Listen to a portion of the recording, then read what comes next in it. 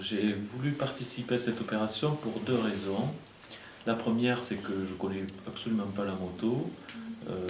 Ça faisait des décennies que je n'étais pas monté sur une moto, je crois que j'ai dû monter une fois dans ma vie.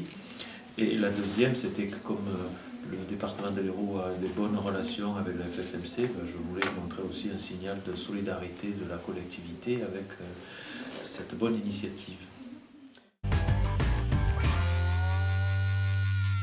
Une impression, comment dire, de liberté, parce que c'est vrai qu'on a un mode de transport qui est, j'allais dire, souple par rapport à la voiture notamment, donc une impression de liberté. J'étais avec un chauffeur qui était très prudent, donc il n'y a pas eu de grosses sensations. Liberté et en même temps fragilité, parce que on sent très bien qu'il n'y a pas de carrosserie, qu'on n'est pas... On est plus vulnérable par rapport à ce qui pourrait se passer en cas de fausse manœuvre ou fausse manip en tout cas.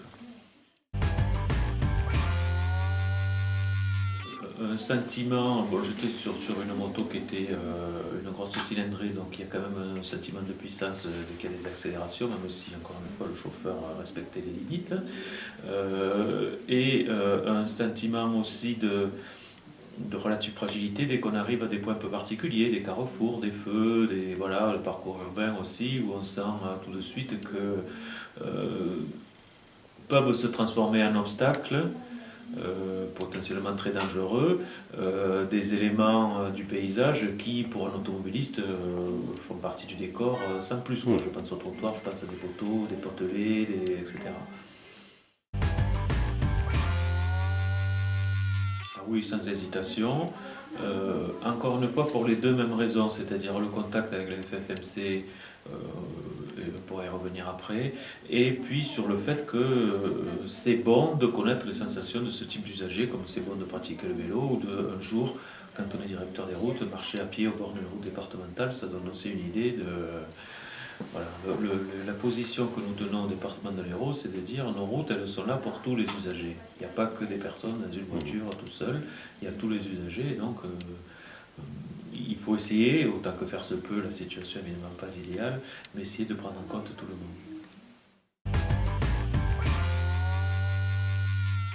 Pas vraiment, parce que j'ai retrouvé ce dont j'avais entendu parler dans la littérature, j'allais dire, hein, quand on s'intéresse un peu à la sécurité routière, quand on s'intéresse un peu au mode de transport, on a entendu parler de la vulnérabilité des deux roues motorisées. Effectivement, quand on pratique le truc, on mesure bien la réalité de cette expression et qu'effectivement, on est quand même un petit peu fragile quand on est sur une roue motorisée.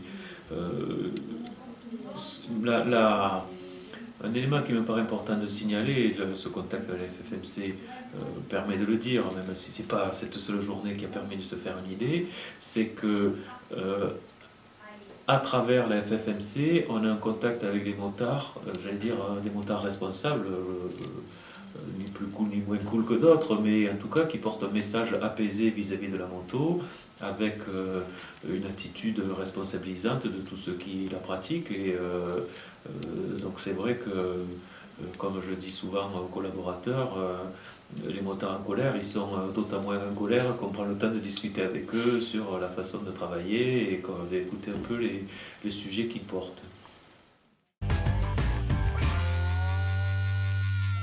Merci à vous, et puis on essaie justement de promouvoir aussi ce genre de choses à travers nos actions, notamment de Monsieur Moto, qui est très actif au département de l'Hérault, pour mettre en valeur tout l'intérêt de regarder de près les problèmes liés à l'usage de la moto.